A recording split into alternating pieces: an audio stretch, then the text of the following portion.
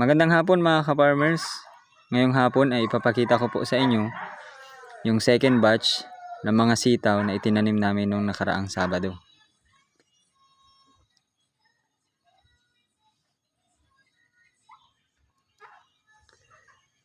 Bale 8 days na mga ka-farmers yung age ng sitaw na ito.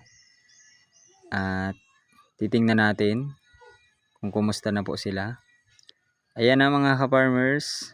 So magaganda na po yung tubo ng mga sitaw mga ka-farmers.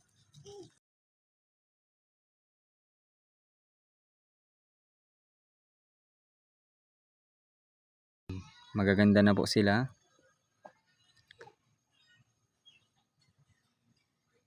So bawat butas mga ka-farmers ay 2 butil ng sitaw ang itinatanim po namin. At bali 10 linya lahat ito.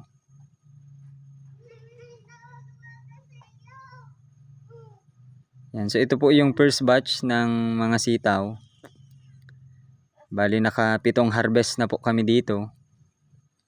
At ngayon po ay napakaganda ng presyuhan ng kuha ng mga sitaw sa amin. Sana po ay tumuloy-tuloy ito.